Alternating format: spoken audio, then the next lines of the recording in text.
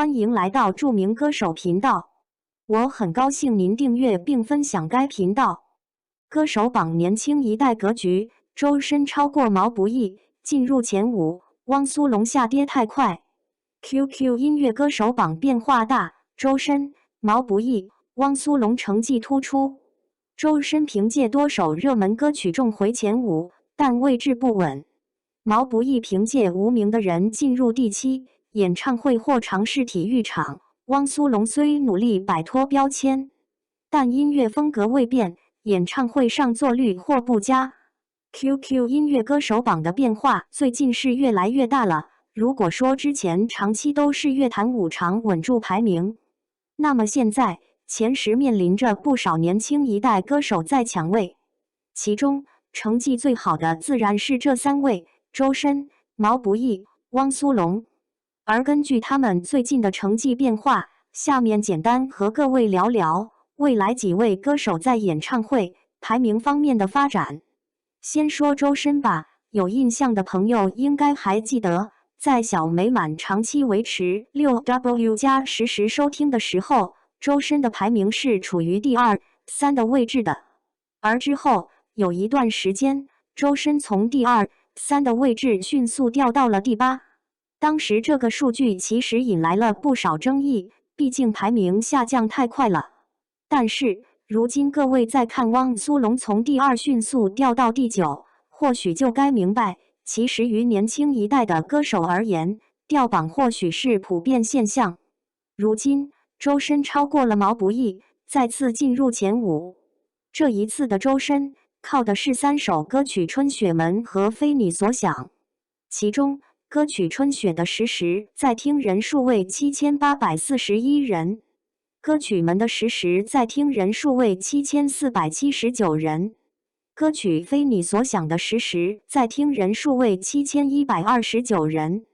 也就是说，这3首歌曲的实时在听人数达到了 2W+， 靠着这3首歌曲以及小美满还有自身早期积累的作品，的确足够支撑周深再次进入前5了。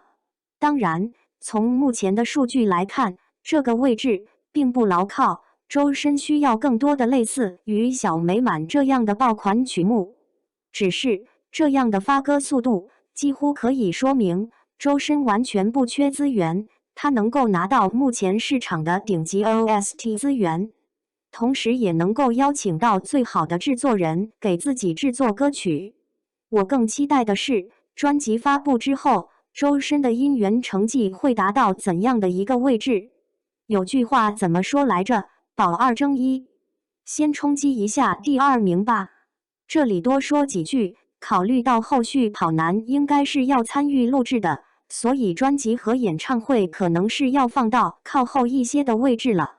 至于毛不易，其目前所处的位置是在第7名。坦白讲，毛不易能到这个位置，非常依赖《无名的人》这首歌曲。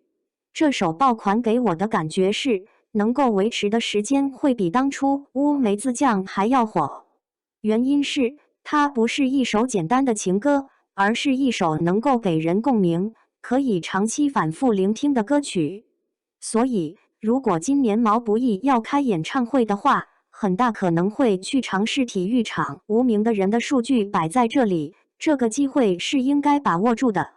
最后说说汪苏泷，可能很多人不知道，汪苏泷同样也是体育馆歌手。原本按照此前长期歌手榜第2的位置，我觉得他今年开体育场问题不大。但是目前看来，即使尝试体育场，恐怕最终的上座率不会太理想。汪苏泷个人是一直在努力摆脱过往标签，并且想要让更多人认可他的音乐实力的。在生生不息的节目里面，他的确做到了，但是他并没有像《我是唱作人》那档没多少人看的节目中一样展现出自己的态度，而是找到了大众最喜欢的点，做着当下大众喜欢的音乐。